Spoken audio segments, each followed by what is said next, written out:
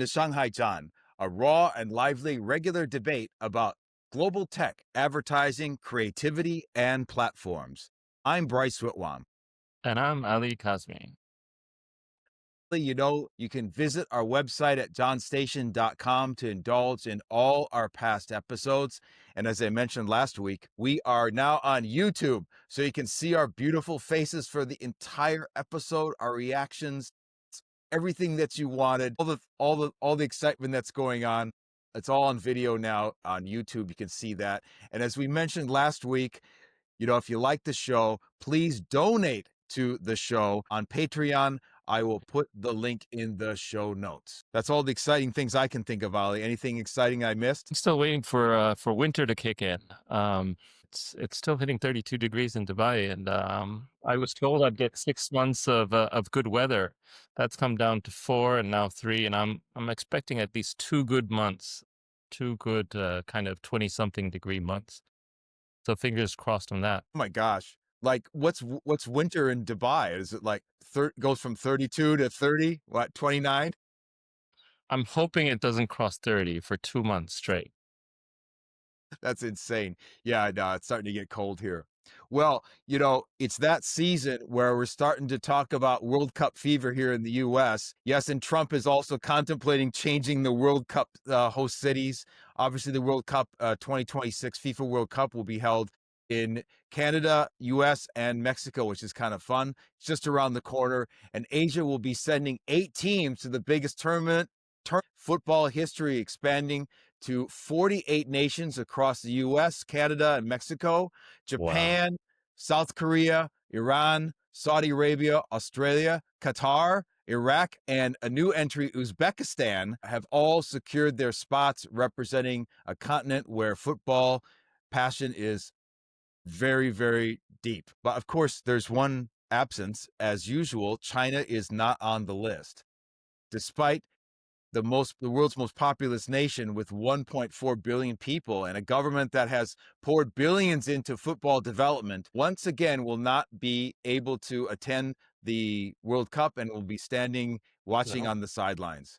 It's a paradox that has become more puzzling with each passing tournament. How can a country with such resources, ambition, and a president who personally dreams of World Cup glory fails so consistently at the world's most popular sport? To unpack this mystery for us, we are joined by Cameron Wilson, a longtime China resident, cultural observer, and arguably the most passionate voice in English language China football coverage. He's the Okay. founding editor of Wild East Football, the now retired site that once stood as the internet's only English language hub for Chinese football analysis. He's also a strategic communication manager at Siebes, a former journalist for groundbreaking titles like The Guardian and Reuters, and the co-founder of Void Shanghai, a label and club night that's redefined the underground music scene. Cameron is also a 20-year ShanghaiZhan season ticket holder. He doesn't just watch from the sidelines. He's lived Chinese football highs and crushing lows firsthand, from witnessing packed stadiums during the Chinese Super League's golden era when world-class players arrived with astronomical salaries, to watch empty stands during corruption scandals and pandemic restrictions. He's seen it all. And more importantly, Cameron was also the author of what I would say is something that really truly helped me live through the COVID era times as well, on Twitter. I remember his posts. I remember reading them. I remember really connecting with Cameron during that time, and I can only appreciate his contribution to my mental sanity during COVID in 2022. So today we won't talk about COVID. We're diving deep into why China remains outside looking in while Asian neighbors march towards North America for football's greatest showcase. Cameron, welcome to ShanghaiZhan. Thank you, Bryce. That's quite the introduction. I'm very flattered. Thank you. And thanks for the invitation. No worries. No, as I said, I do recall reading your stuff and going like, oh my gosh, that's happening to me too. It was awesome. Really appreciate that. So on the football side, I guess what drew you to Chinese football. What was the thing that really connected with you, and what surprises you most about the Chinese football culture? Well, I grew up in Scotland, and I grew up in Scotland, and football's really part of the fabric of society there, as I think most people know. So football was part of my life since I was a kid. My dad took me to watch my local football team, which was Dunfermline Athletic. Dunfermline is famous as the birthplace of Andrew Carnegie, who's one of the most famous Scottish Americans. So we've got a lot of history. When I came to China, I first came to China in 2000 after I graduated. And I just thought, well, going to watch a football game would be a good way to do something which helped me connect with local people. I went and watched Shanghai. It was the closest team to where I was based. It totally blew me away the first time I went. It was just like a European game. The fans were crazy. The atmosphere was great. Also, the quality wasn't that good, but I grew up watching the Scottish third tier, so the lack of quality didn't really faze me at all. And yeah, the rest is history. That's awesome. And now that they've obviously improved the quality, do you see the atmosphere being different at all, or you think it's just basically the same, that people go crazy and there's loyal fans and it's the same type of thing that you'd experience back in Europe? You mentioned, Bryce, just before the show started, you mentioned about the COVID and the lockdowns and stuff. I'm famous as being quite skeptical about Chinese football, but to be honest, the Chinese football actually recovered really well from the COVID era. I thought that, no football for 3 years, because as COVID basically lasted longer in China than anywhere else, I thought it would really struggle to get back to where it was, but it's actually rebounded pretty strong. The average crowds in the CSL now are like 27,000 this season. And as far as the in-stadium experience goes, in many ways, it's actually better than ever. So I'm starting on a positive note, because it's not going to all be like this. That's my opening gambit. That's great. That's awesome. I think you've long mentioned in your writings that you see that football is a reflection of society. Can you explain what you mean by that? Football is a reflection of society because the things which people like about football are its spontaneous nature, strong connection it has with its communities which the clubs play in, the way that it's easy to play, that anyone can play it. The best player in the world, Messi, like 5'5". I mean, he'd never play basketball, obviously, but there's a home for him in football. Just all these things are very humanistic, and they apply equally across all societies and all countries. So it's a universal language, and you can really use that to get to know people and connect with people who you normally might not have any common language or things in common with. So there's that unifying aspect. But also, because football is so close to the communities which it's played in, it tends to reflect the characteristics, the culture, and the unique points of each city or each country which it's played in. And that's actually, for me, has been a very, very powerful lens to see China and understand China. There's been a lot of talk recently, mainly because the NBA is putting hundreds of millions of dollars investment again back into basketball into China. Do you think that's the biggest difference between football and basketball? American journalists say that the reason that the NBA is doing better now is because the Chinese are obsessed with basketball. They love it. They play it. I mean, honestly, even back when I was an English teacher in the 80s, we were all playing basketball with my students. But do you see there's a parallel there? What's the biggest difference? I guess the difference would be that there's not this global governing bodies dumping major cash into the event, whereas in the case of football, it's more grassroots. There's not FIFA or the English Premier League, for example, that's like putting money into the Chinese football system. Yeah, the comparison with basketball is very pertinent. Basketball is certainly very popular in China. There's no doubt about that. The thing is, basketball is really about the NBA, because the NBA is head and shoulders above any other basketball competition in the world.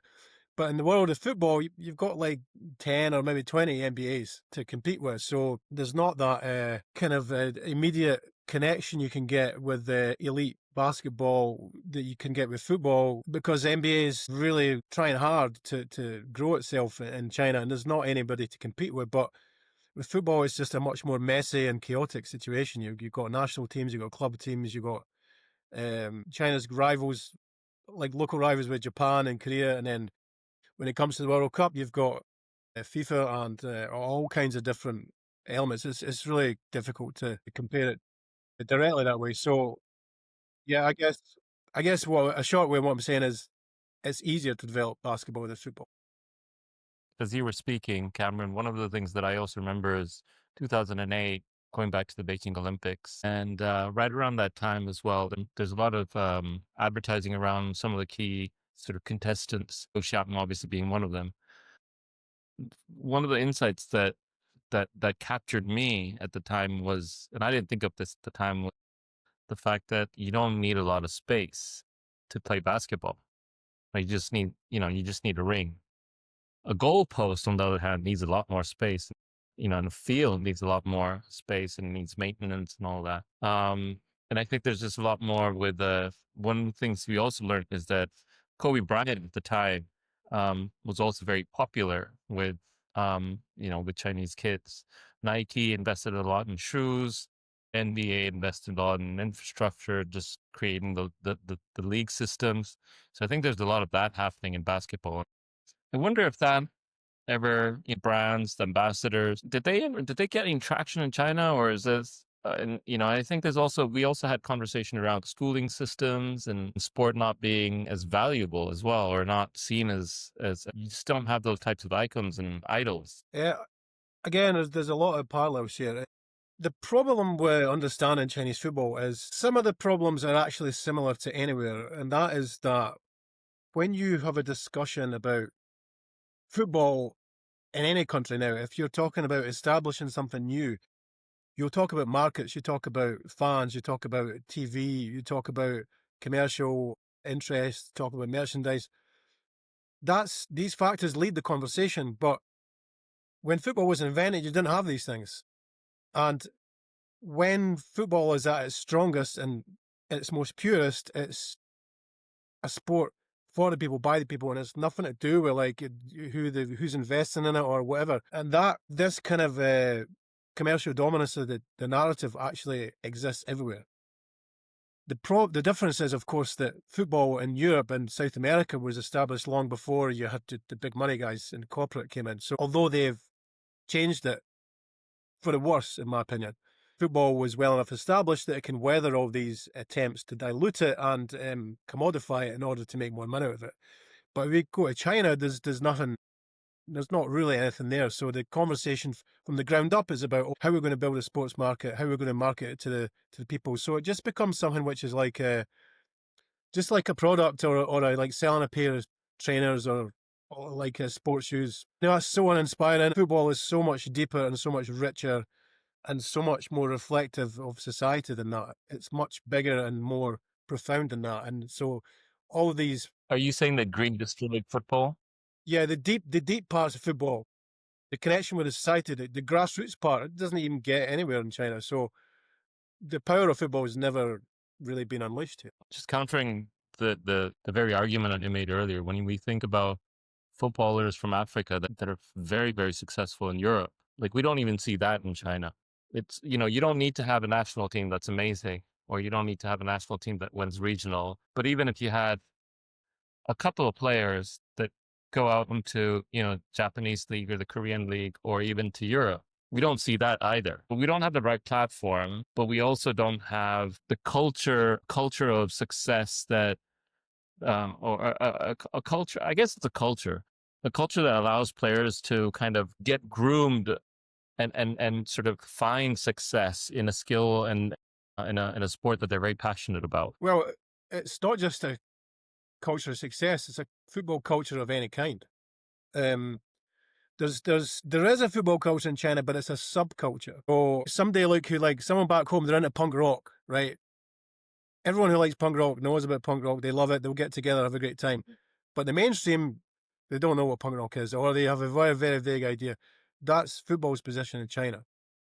So The reason for that is that there's not, in modern China, not only there's no room for kids to play football, there's no room for kids to do anything really except study hard, spend every waking moment of their existence looking at books and learning the violin, doing all this cheesy stuff.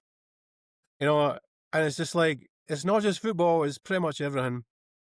And the Chinese government, they know it. And they've tried to reform the Gaokao, the university entrance exam, but it's a very entrenched system and entrenched consequences which they have. The consequences are that kids don't have time. I know so many football coaches. They all say exactly the same thing. They say there's plenty of kids in China that want to play football. They play it when they're 7, 8, 9, and then after that, they disappear. They're never seen again because they're in the bedroom till 10, 11 o'clock at night, reading books, studying. It's a great point, Cameron, but there are also parallels to other countries, Korea, Japan, similar. Oftentimes people point to collectivist cultures and that Chinese are naturally poor at team sports. Individual sports, of course, they do well. We always see in the Olympics where the individual sports is gymnastics and things where the Chinese do well. But with team sports, it's a collectivist thing. But then, of course, if you look at parallels in other countries, Asian countries, where again, Korea, students have enormous pressure to study hard and work hard and limited space. Why is China still not to that level, or at least to those other countries' levels in terms of football? What are some of the other reasons that you think that it's not as popular as it is in those places? Yeah, comparison with South Korea, Japan is very pertinent indeed. I'm not an expert on those countries, or on China for that matter. But I would say that, as I understand it, Korea and Japan, the divergence between education and sports excellence is not so wide as is in China. So you can go to university in Japan and you can do a degree and you can be a footballer. As I understand it, in China, it's like it's all or nothing. You put all your eggs in one basket, and that basket tends to be getting a degree. There's just no room for anything else. The football scene is, in a kid's upbringing context, football seen as frivolous and something which is, you're not going to get any money from that. And of course, that problem has been compounded by the issues which Chinese football's had in its development. So it's like a vicious circle. But even if football was more successful, I think this problem in China is overwhelming. And I talk as father of a 10-year-old girl who, until recently, was in the Chinese education system, and it's brutal. It's not good for China, and it's very harmful for kids' development, and it's harmful for China's social development as well. Harmful for China's social development. Yes, it's quite a statement, but I do believe that. I know it is. Let's hope this podcast makes it onto the Chinese platforms. Hey, I'm looking at a statistic over here. It might be slightly dated, but it's what you were talking about, Bryce. China tends to win on indoor sports where participants are judged. It doesn't do very well in sports where there are more than 3 players playing at the same time, and it underperforms on contact sports. So indoor sports, ping pong, gymnastics, swimming, I guess, diving, and anything that requires team play or contact, that's where China seems to struggle the most. Is that cultural, or is that just in terms of what they invest in?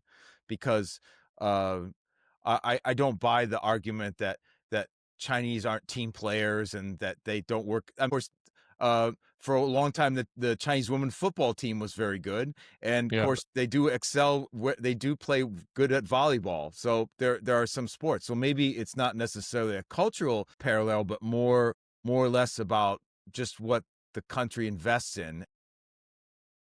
It seems, to Cameron's point about the fact that any sport that requires a huge amount of participation, like a team sport like football, would probably be less popular than one that's individual, where it's just a couple like superstars that are handpicked, when they're young, and they go through the sports system in China and they go to the sports schools and the training and all that to excel. Cameron, do you think that that's also reflective of the nature of football in China, because because it's not a grassroots played game that you mentioned. When I was young in America, I played baseball, I played football, American football, and I was terrible at it. I wasn't very good, but we all played it.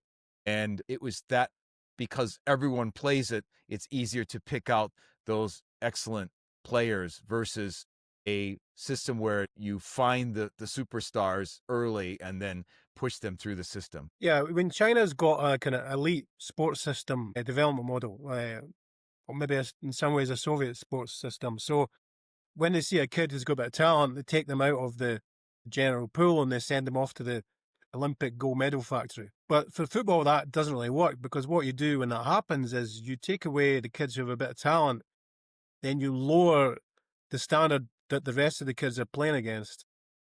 And football is different to a lot of sports in that players can be pretty average and then they get to a certain point and develop, go from like a 3-star to a 5-star within like a year.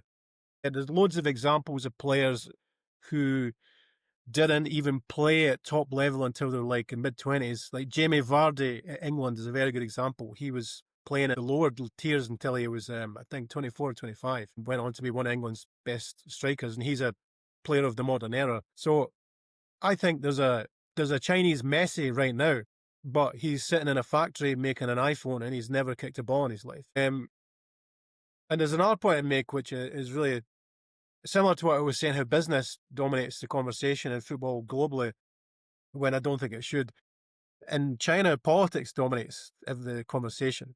So almost every single podcast I've ever been on, every single discussion, every single media interview I've done, it's been hundreds over the years, the conversation is always like, well, the Chinese government is so good and competent, why can't they make football good? I want to ask everybody out there a simple question. When was the last time a government led a country to win a World Cup? Because you won't find it. I think why that is, and then you'll find the answer why Chinese football is. Having lived in China for 17 years, and I always remind this to people, is that, yeah, they're infallible, and there's some things that they do well, and there's some things that they don't do well. And you might think that it's a highly centralized system where everyone follows in a certain path as soon as the central government says which way to go. But the reality is that doesn't really happen that way. And the provinces and the cities often do their own thing, despite being told what to do. I tend to agree with you on that. It is actually no parallel to that, at least from what you see. They brought in players. They had Oscar and Hulk. Remember those days? They brought in the big foreign players to try to build that from as you said, it's kind of a niche kind of a sport to making it more mass. Do you think that that will help in terms of building fandom by bringing in international players? It was useful to increase the profile of the league. For a couple of years, Chinese football was on the back pages of papers in football countries, but ultimately that didn't work. The gulf between the big name international players and the local players was too big, and it didn't really work on the pitch. And also, the Chinese government were actually quite right to say, you guys are wasting billions on signing these big name players, but none of that money is helping develop Chinese players, which I think is a very fair observation, and ultimately they clamped down on that. Consequence of that is that the game is actually run more sustainably now. It's not really making a lot of money. I think a lot of these teams still run at a loss, probably all of them, but it's more sustainable now. Positive. I spent some time in Spain, a lot of time in Spain. And Bryce has been to where I live. I live in a little village off the east of Malaga, the south of Spain. And I just want to do a little bit of a readout, comparing Spain with China over here, and see if we can draw some conclusion, or at least I can provoke a little bit of a follow-up. So Spain's got around 47 million people, right? China's got 1.4 billion people. Spain's got 21,000 football clubs. China, by comparison, just professional ones anyway, are 48. Right, so that's around 2,238 people per club in Spain versus 30 million people per club in China. You do the math. You need many more clubs. You need many more clubs, and you need many more teams, and you need many more registered players to get the Messi in the haystack. So you actually, identify another key issue is that you talk about the thousands of clubs in the Spanish system. It's a key weakness in China. Why is that? If you're a Chinese professional player, most Chinese professional players, they're not really good enough to get a game elsewhere, or if they are, maybe they're getting paid more in China than they would elsewhere, so they don't move. So where are you going? Where are you going to play? You've basically got the Chinese League. That is 16 teams in the Chinese Super League. Then there's another 16 in the second tier. There's a third tier, which is more regionalised. But the point is, you've only really got, of those 16 teams in the CSL and then the 16 teams in the second tier, maybe only about half of those, or let's be generous and say 2/3, have a following, like a big fan base. And in a football country, you can go from being, say you're playing in England, right? You can play in the English Premiership. You get to 35, 36, you're getting a bit old. You can step down a level, play for, say, like Millwall in London. Okay, they'll get 20,000 fans a week. They'll have a rabid following. There's a lot of social capital, a lot of prestige, which surrounds this club, and you can still get something from it. If you're a footballer, you think, okay, I'm going to put my career on football because even when I'm not good enough to play at the top, I can go down a level and it's still worth it. I still get paid a decent salary. Then if you go down further, maybe you don't get paid a decent salary, but there's still kudos. It's culture. You can go to the bar and they buy you drinks if you score a goal, like something like that. In China, it doesn't exist. Incentive to get involved is low because it's such an all or nothing game. And once you get to a certain point, that's it. Your career's over. You can't go down. You can't go up. That's it. I mean, the other argument, I guess, and I think we touched on this earlier, is is the reward system, right? So there's always a reward system, right? For anything to progress in China, you need to have a reward structure that allows for progression. I mean, Bryce, let me know what you think, but I think at an individual level, it's very clear what that reward structure is. You're gonna progress in the sport. Spotlight's on you. You get endorsements from lots and lots of brands, and possibly you might become a coach, or you might end up in one of the sporting ministries. I made some of that up, but it's like everything seems to be KPI. I wonder if football and sport, against a 5-year plan, is just not KPI'd in the same way business is, the same way technologies is, the same way extraction of rare earths is, the same way export is, the same way all of these other industries. And if sport, specifically football, was KPI'd in that way, then there would be a lot more interest in hitting certain success levers, so that ultimately we end up 10 years from today or 20 years from today, China in the World Cup, at least getting to the quarters, if not the semis. Is it a reward structure issue? There is a reward structure, but the KPIs are like applied to the owners of the clubs and the political capital which they accrue from supporting football clubs which otherwise wouldn't exist because there's no financial reward, or at least not a profit in it. So, for example, my company supports local team, and maybe my real estate company will get a nice contract to build this new development somewhere. A slogan I always say is Chinese football is not about football. Every time you look at the decisions which are made, there's usually an element in it which football was not the primary determinant of that decision. Business politics really affect sport everywhere, especially in the modern world, but in China, it's just impossible for them to ever escape that. All the decisions made ultimately don't really have a bearing on football, so football is a loser. Even if you look at the structure of the Chinese FA, according to FIFA's statutes, every FA is supposed to be run independently from its government. Everybody knows that there's no such thing as an independent body in China.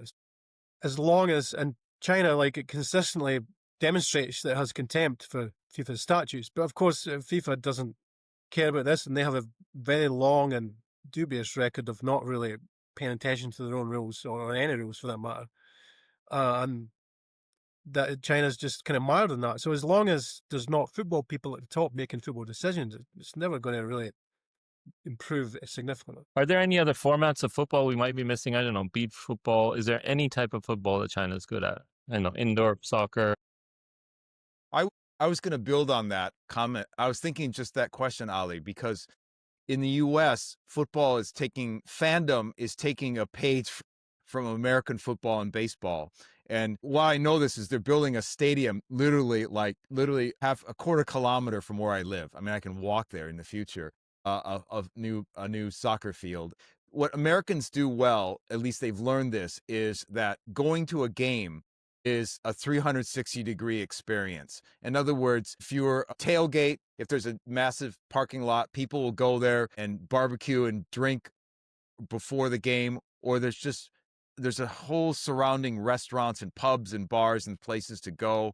And then the actual experience itself is top notch. I saw Barcelona play football in Spain, and I was just so amazed at how poor the quality of the food concessions is in Spain. In America, you can get sushi and barbecue, and it's incredible. I mean, they really do it well. Yeah. So it provides this whole 360 kind of like day out experience. Of course, with the tickets and all the other things, the concessions I mentioned to you, family of four could easily throw away like $300-400. But I just remember going to a San Diego Padres game with my brother and getting tacos from a local restaurant, and then bringing them in and getting cervezas and having this whole like experience. It was just amazing. So I wonder if there's an opportunity to kind of uplift the football experience to going to the game experience in China that would attract more people. What do you think, Cameron? Yeah, Bryce, I have to say that's a very American-centric comment about sport. I think I'm like a football traditionalist. When I went to games in Scotland, there's no like hot dogs and stuff like that. You can get a pie, you can get a Bovril, but if there's no pies or Bovril, no one cares, right? People are there to go to football. So I'm a hardcore fan. However, if we talk about practical terms, yeah, they need to think about things like that, because every country's different. I mean, you're talking about US sports culture. You have tailgate, and you have this consumption thing in the stadium, and all these fancy cheerleaders and stuff like that. For more Europeans, their kind of eyes just kind of glaze over, like, hey, tell me when the game starts. But yeah, but it's a good point. The point is that it could be developed a bit more that way. It's definitely gotten, in Shanghai, it's gotten a little bit Disney for me. They've tarted up the stadium, all this lights, and everyone's waving the phone torch, this soppy romantics. I just think it's just horrible. But anyway, that's definitely part of it. Incidentally, MLS and CSL actually, they're very comparable in terms of their age when they started, and the development path's very different. I do pay some attention to MLS for that reason. MLS were pretty smart. They recognised that not only do you need a soccer-specific stadium, but you actually need it to be downtown as well, ideally. And that's something in China they just don't. I mean, they've got more football stadiums now, but they're often building them out in the middle of nowhere. Also, MLS built on, for example, when they let Portland and Seattle into the league. These are teams which had an existing rivalry from the North American Soccer League days in the 80s. They're building on intangible cultural, social things which existed before. And that is a very smart thing to do. And as you know, Seattle was one of the better supported teams. But in China qualified for this only World Cup in 2002, played Japan Korea World Cup. And when they qualified from a stadium called Wulihe Stadium in Shenyang. And you can imagine in most countries, if you had a famous sporting achievement, one of China's biggest ever sporting achievements, anywhere probably outside the Olympics, let's say, to qualify for its first ever World Cup, you would want to commemorate that place, or you'd want to build on the culture, or put a statue there, or something like that to mark it. But what did they do in China? They knocked the stadium down. Maybe it was an old crappy stadium and all that, but it's like, you could have done something. You could have taken that place and you could have made something of it in order to remind people, to build the culture. Instead, it just fell to whatever utilitarian plan they had. It was the 5-year plan or whatever. It just steamrolls everything out of the way. And culture, in that context, football culture just didn't matter. So that's like an example of one of the many, many things in China which just goes against. What do you think that they're doing right, Cameron, if we had to flip the question, and what do you think that so far they've done very well, and it's definitely improved things?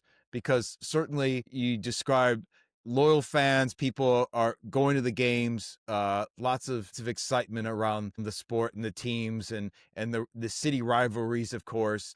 I can imagine that the games are getting very Disney. That's it's like going to a as American going to a Japanese baseball game, and just people go crazy.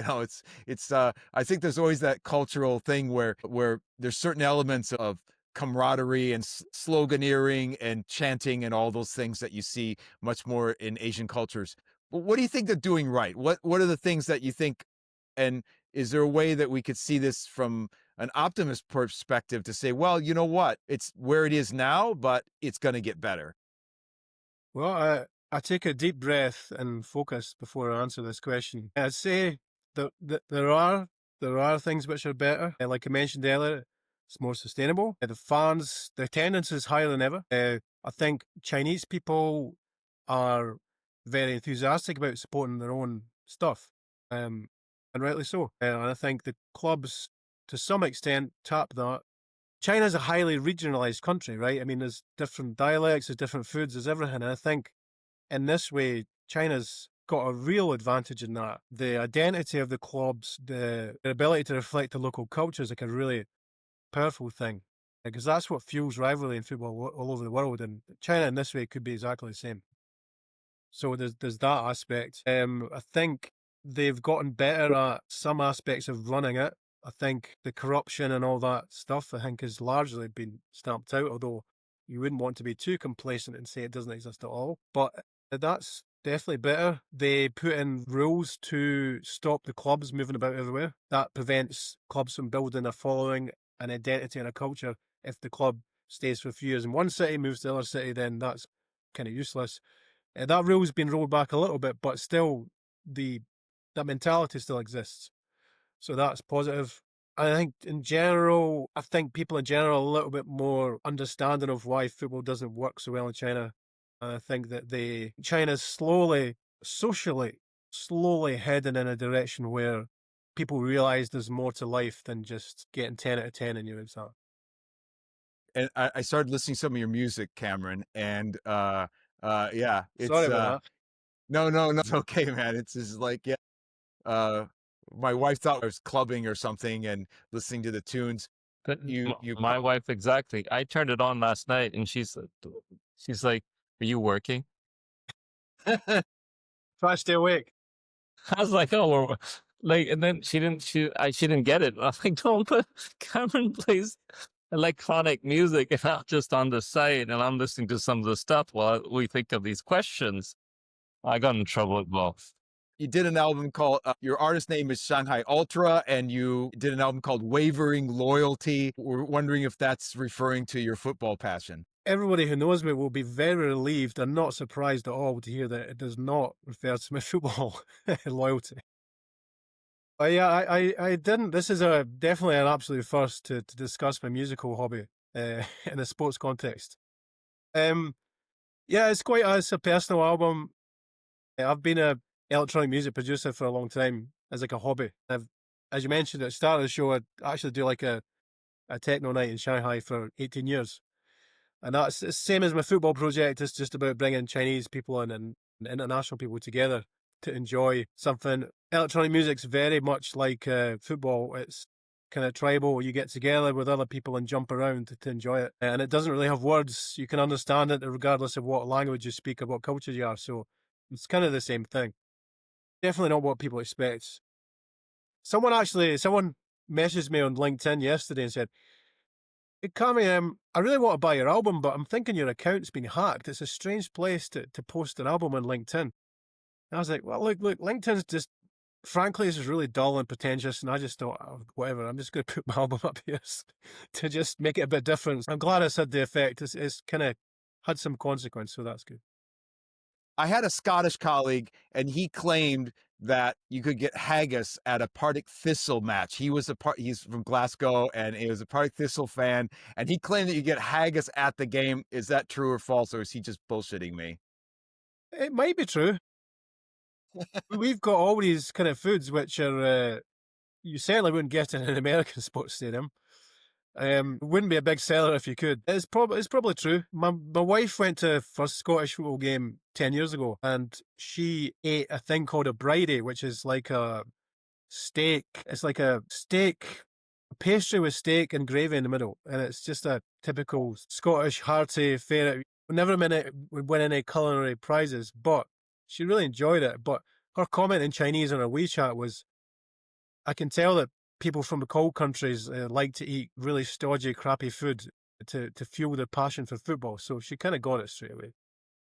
It's awesome. That's fantastic. Well, Cameron, it's been really a pleasure to have you on the show and clearing the air about Chinese football. I hope you continue to keep the torch lit and extol the passion and getting people excited about the sport and turning it from a niche thing to a mass thing. I think that your contribution is definitely appreciated from the fans. And thanks for being on the show. Thanks very much, Bryce. Well, Shenhua's just stuffed the league up yet again, so my kind of patience has been tested. But I'll be back and ready to go again next season, so I'm not going to give up. We're just all we can just say is 加油, Shenhua. That's all we can hope for. We need all the That's all jiao we can get. It's the only 加油 we can get. That's great. Well, thanks again for being on the show. And thank you everyone for joining us on today's show. Join us in a couple weeks for another exciting show. Until then, to all listeners, have a great day.